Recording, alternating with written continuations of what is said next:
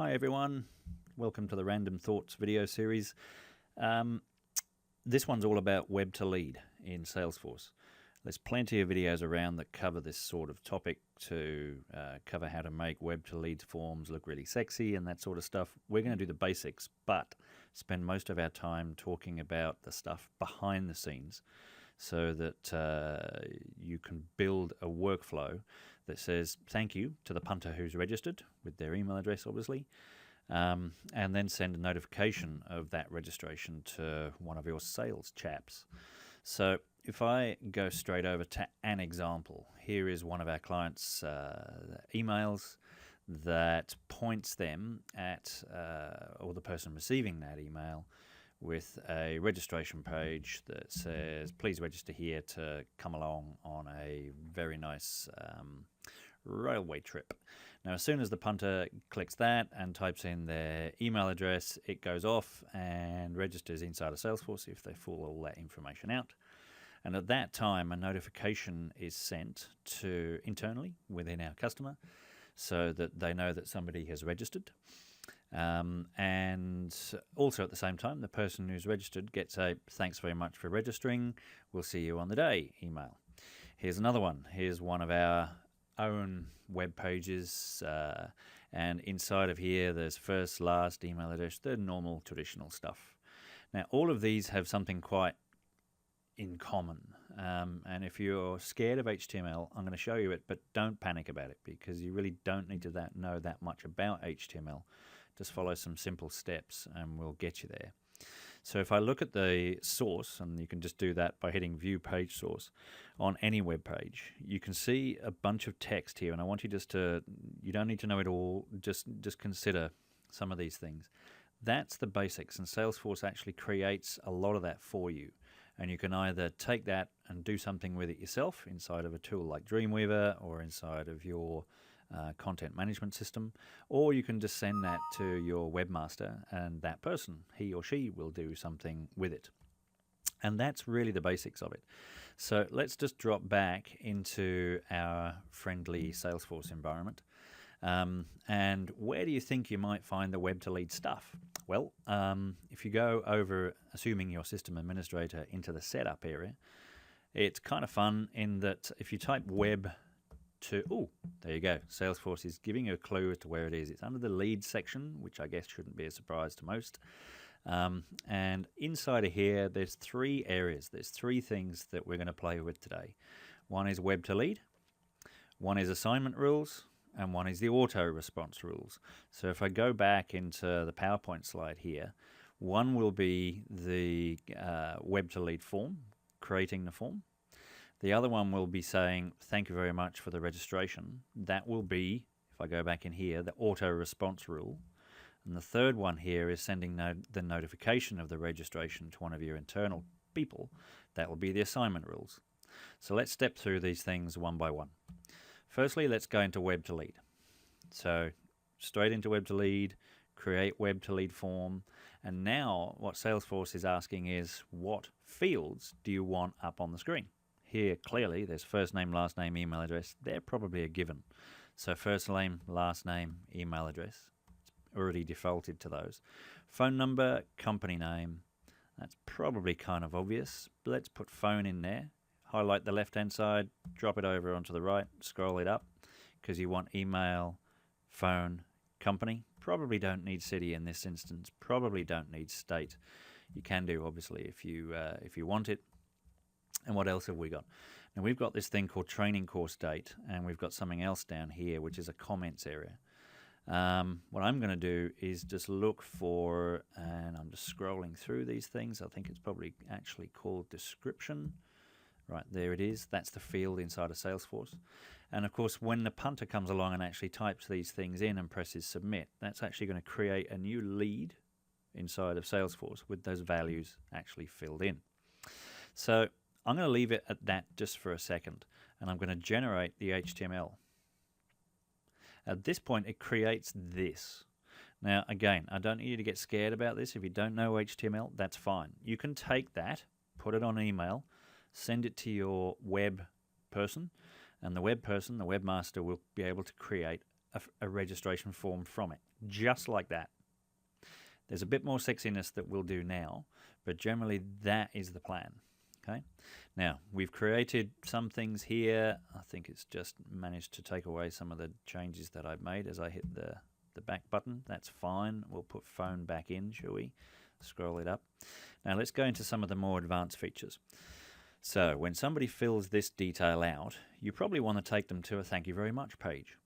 Now, that's where you put it in here. See, there's ret URL. There's one called, what that basically means is return URL. Where do you want them to go to once they've actually filled that button out?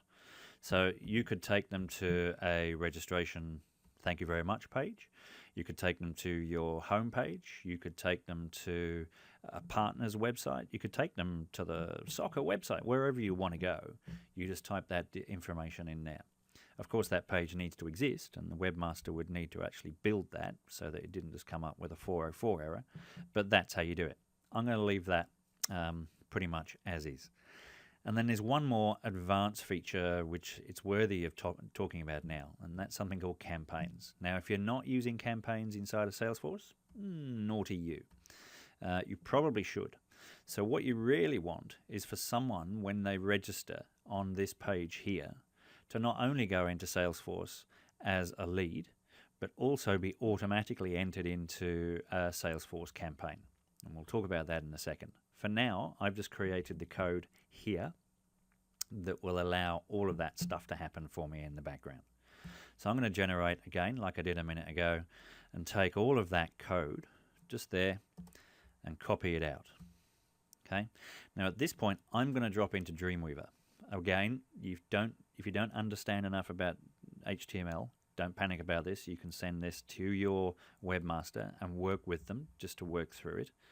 But in general, I'm just going to create a blank page here. In general, this stuff is actually pretty easy to work with. So I've got my split screen up. I'm going to drop that in here. That's the HTML code. And over here, well, this is what the form will look like. Now, clearly, I'm going to have to get a little bit more look and feel on this to make it look quite nice. That's where your webmaster comes in. If you have some templates that you would normally drop it into, that's fine too. And you can then play around to your heart's content. You can do things like changing first name to Christian name.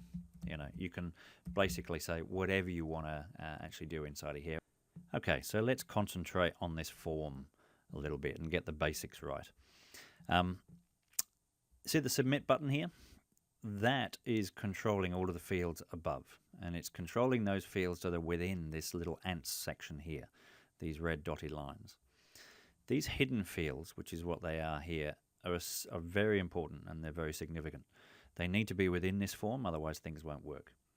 This first one here that we looked at has a value over here. If I look at it, it's got a name of OID, object ID, I'm assuming, and it's got this value here. That basically tells the submit button to put this into my instance of Salesforce.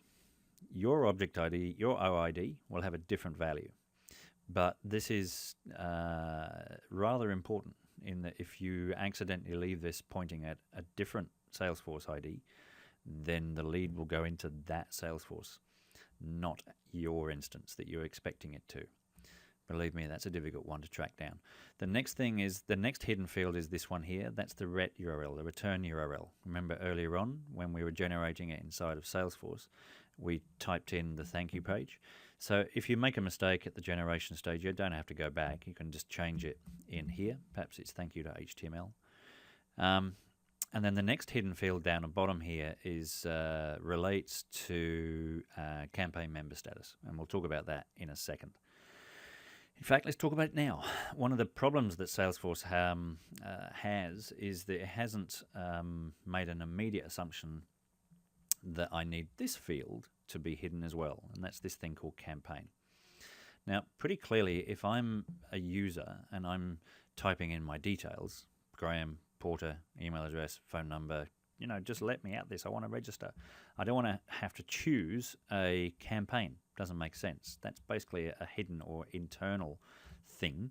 And really this one, when it gets generated should be a hidden field, in my opinion, but ho-hum.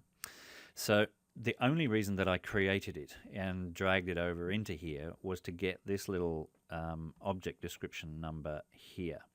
Nope, it's this one here called campaign ID. So really I want this hidden as well. I want this campaign thing to be hidden, equal to a certain value, where that certain value is the name of the campaign that I want this lead to become a member of. And so I'm going to hide it. And here's the way I would do it. So I go to another hidden field, the one directly beneath, and just make a copy of it. We can do it in two ways. Inside of Dreamweaver, we'll do it right here. Take a copy, and whoops-a-doozies. Let's just take a copy of that. Tell you what, let's do it over here.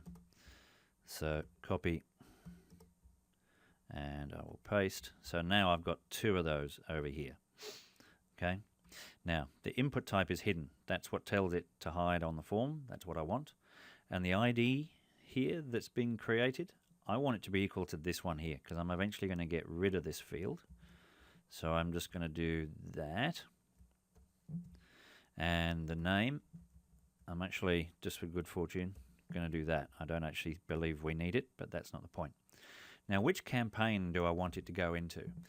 So here is a campaign inside of Salesforce that I want my lead to automatically become a member of. Now, everything inside of Salesforce has a unique ID, has a unique code. And here it is. So from my campaign called, let's go to Marketo Fast Path Inquiry, for example. That's a unique code there. If I go back, the marketing members subscribers, that's a unique code. I'm going to take that one because that's the one where I want my web to lead registration to go, and I'm going to drop it there. So at runtime, what will happen now, and now, by the way, I can delete this field. It's had its day, it's not required. So at runtime, when somebody types their detail in, so Fred, blogs, email address with the phone number, blah, blah, and it will, then when they press the submit button, it will go into that instance of Salesforce. It will use that as the thank you very much page after the registration has gone into Salesforce.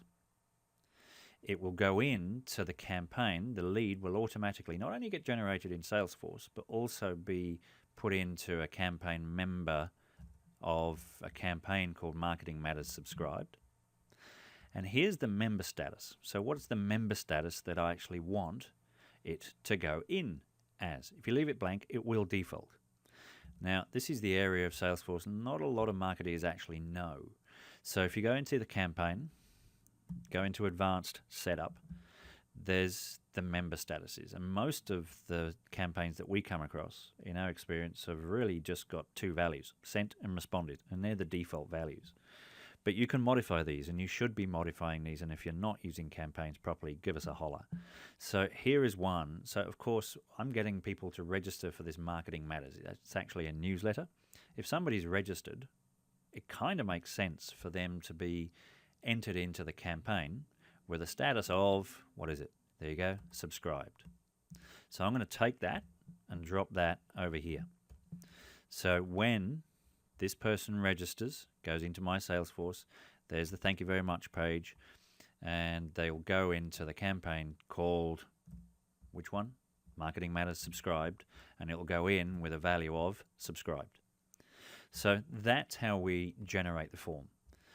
Now, you can take this and again, either give it to your webmaster or just publish this on a page, obviously with some nicer flowery logos and those sort of things around it to make it look nice. But basically, you are done. There's one addition, and it's something that I'd forgotten earlier on. Now, it's kind of handy because you're going to do this as well. You will forget to put a field.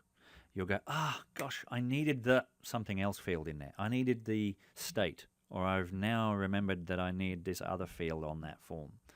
So, but you've just spent all of your time over here in Dreamweaver getting it all looking about right and unhiding fields. You don't have to start again, right? So we'll go back over here to the web to lead section and then create my web to lead form. Now you don't need all this gumph because you've already got it. But the form that you forgot, perhaps it is state. So we'll bring it over. The one I actually forgot was one that I always forget, and it's something called a lead source. Okay, now that is literally going to generate just those two fields. It takes a whole bunch of other stuff with it, but the two fields that you're looking, including all the hidden ones again, you don't need those. The two that you're looking for is this thing called a lead source. There we go.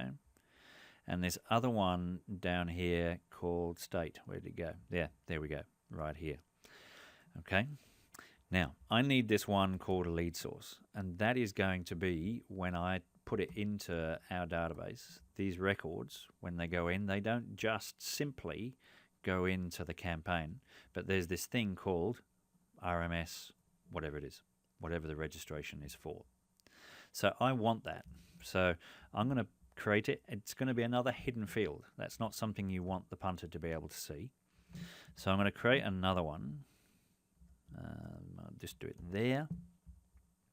And gosh, what was it? Let's go back to the web to lead thing. What was it called? It was called lead source. Nope. Let's just make sure it is that one. Right, so the ID, yep, it's all lead underscore source. So I probably could have guessed that, but it's good to do it. It's good to do it properly. There it is, lead source. Lead source, even though I don't think I need that. And this value here, we will call test for video. Okay, so it's created this other hidden field over here. Now that is a proper web page. As I said before, you can now take this, give it to your web designer, and put some flowery stuff around it, and suddenly you've got a working form. Now, the reason I know that is if I was to, I'm going to test this out on my screen right now. So I'm going to say yes. I will stick it in my temp folder. Call it untitled one. That's fine. Yes, I'm going to overwrite it. And here it is. Now, here's my, who shall we use? We'll use Michael Mouse, with an email address of gporter@gp, with a phone number, blah, with an RMS thing, with a description of hello world, did this work? Question mark, submit. So at this moment, right, it's gone to the page called thank you. So there's a bit of testing. So we know something happened. And then when I go back into Salesforce now and look inside of leads, there's the registration, as if by magic. So it's put in first name, last name, company, the lead source. Hello world, did this work? So all of that stuff works. But even more sexily, it's gone into a campaign called Marketing Matters Subscribers, which was the proper one. And it's gone in with a campaign member status of subscribed.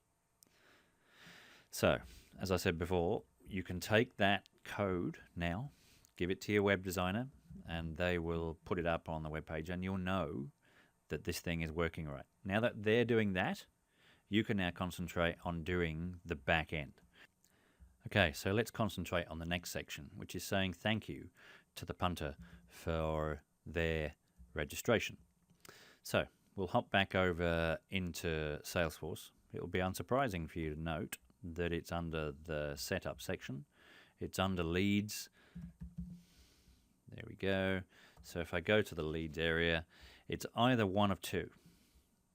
The auto response rule sounds like the most common, the most likely one. You're going to automatically respond to the registrant for their registration. So if I look at Mickey Mouse over here, the one that we just registered, there's one rather unique way that we can tell that this registration came in from that form, and it's this thing called lead source. So that means that each of your web registration forms, your web to lead forms, should have a unique lead source. If it is, then this sort of thing that we're about to do now will work. So you go into the auto response rules. We've only got one, and most organizations do. You can have multiple rules, but in typical scenarios you don't bother having one. So in our rule, we've got multiple rule entries. We just keep it all under one space just to make it nice and easy. So I'm going to create a new rule here. So I always put this up the top. I always put it in as number 1 when all criteria are met. And do you remember what it was? It was where lead source equals, as we called it, test for our video. So lead, let's just search for it. Lead source, where is it? There we go. Where lead source contains equals, you got all that good stuff in there. Test for video. Now, do you remember us saying this is going to be an auto notification? Who do you want the notification to come from? It's going to be, Dear Fred, thank you very much for registering for the event. Looking forward to seeing you on the day. Lots of love, whomever. So who's the email actually going to come from? So and you can type anything in here, but just bear in mind that the registrant might then respond to that email. So you could do that if you really wanted to, but I'm not going to. I'm actually going to say that it's coming from Graham with that email address. And then I'm going to get a chance to choose which email I'm going to send to the registrant. So to Michael Mouse, what email is he actually going to get? Now, I'm just going to choose one. In order for this to work, you actually have to create these, and that's a whole different video, but it's up in the setup section under emails, and you create email templates. I'm just going to choose one that we've gotten earlier. So it might be, there we go, that newsletter. So in other words, what will happen is Michael registered for something. An email will be sent to him saying, thank you very much for your registration. It will come from that email address. It will come from that person, and they will receive the email that looks like that. That's pretty much as simple as it gets. If we look inside of here now and look at the rules, so you see that I've created this new one here. Once it meets that criteria, it stops. It doesn't continue down the path. So when it matches this, it will stop processing the rest of these rules, and then it will drop out. Okay, so the third and final area to work on is when you want to send a notification of somebody having registered to either you or one of your sales chaps. So let's go and have a look inside of Salesforce as to how we would set that up. So again, unsurprisingly, it's in the leads area, and it is called assignment rules. So you're basically assigning a rule. You're assigning this lead that's just come in into this person.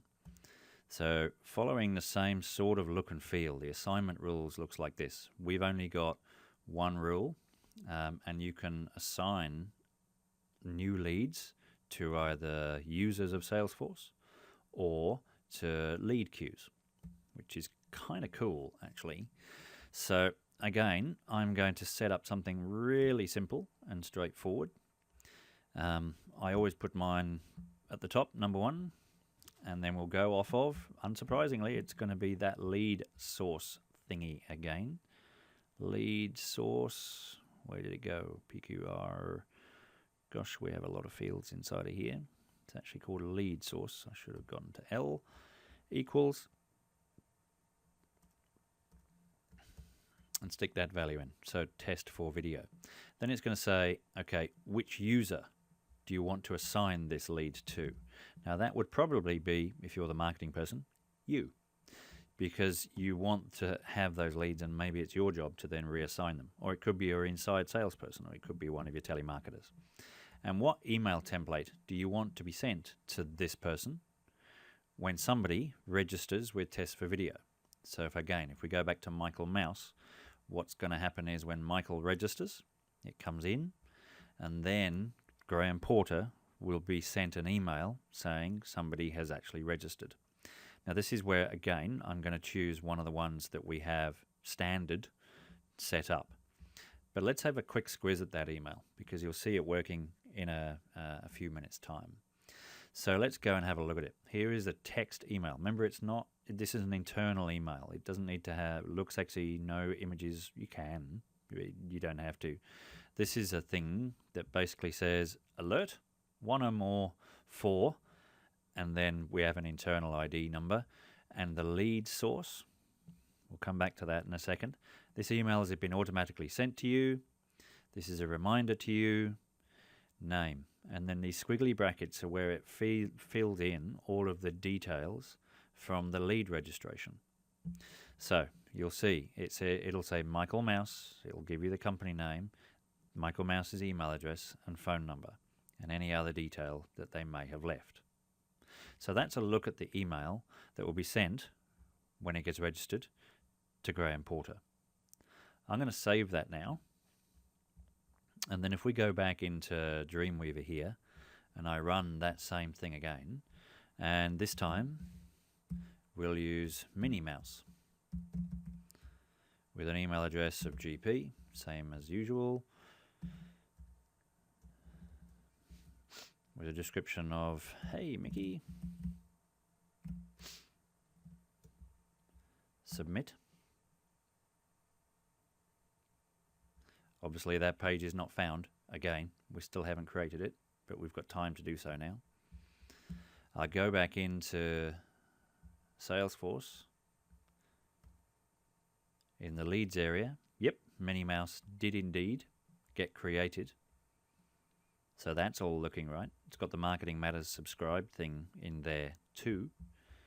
And now when I go to my email, because I'm the person who is being notified, there it is. And remember I said alert 1more4 test for video. What it's doing at this moment is, perhaps I shouldn't have closed that text, that template down. Let me go back to it. So that template, this one here, it's using alert 1more4 and it fills in all the details. So 1more4, well, this value here is blank. We actually use this in other lead notification areas. Sometimes we have registrations for some internal RMS customers and we use our own. So it's just a field, would be a hidden field on that form. But in this case, it's not used. Hence, you can see a slight couple there. There's 2 spaces, isn't there? One more 4. I don't know, maybe not. Anyway, so and then the lead source, it is picking up. And our lead source, of course, was called Test for Video. But that could be, Melbourne conference, or it could be newsletter, or it could be whatever. So alert 1more4 newsletter. This email's automatically been sent to you, blah, blah, and it fills in all of the other details beneath here. Now, there's one other nice to have thing that I think would be kind of cool to add inside of here, and I'm gonna do so right now. Wouldn't it be nice if in that automated, hey, here is a new lead that's been generated, it also gave you the lead ID, so you could just click on it and go straight into Salesforce, as opposed to what would happen here is you'd have to think, oh, there's a new registration for me. I know what, I'll log into Salesforce, search for Minnie Mouse, and eventually find the right one. Well, here's the way that you go about doing that. So if you're inside of your text or the email that you're trying to build here, the way that you get a new field in here, you would say the link to the Salesforce record is. Now, inside of every instance of Salesforce, there's a slightly different beginning. So we'll in most people's, it's just salesforce.com/. In ours, we've modified ours a wee bit. So I'm going to put this here. And then we need the squiggly bracket. Remember me saying that each object that's inside of Salesforce has its own unique code? So which code do we want? We want the ID, the code, which is the lead ID for this record as it goes in. So I look up here, pick on lead fields. The one I want is ID. Nope, I'm going to need to actually search for it. Where is it? Custom fields. But we need to cut this bit out, Graham. Right, lead ID, there. And then I'm going to take that, drop it in, whack it over here. Now you'll see what this does in a second. So, save. Remember I've saved that, saved in real time. So if we go back into Dreamweaver, I'm running out of Disney characters. But let's go with Donald Duck with an email address. Again, doesn't really matter in our test anyway. Hey Mickey. Submit. So here is the Donald Duck record. Unsurprisingly, it is RMS, test for video. Hey Mickey, got all the right stuff. That's all very nice. I'm going to close that down, go back and look for the notification that's come in now on my email. There it is. And unsurprisingly, it's got all of the detail that I wanted, in addition to very nice feature for me is I can now click on here and go straight into that record.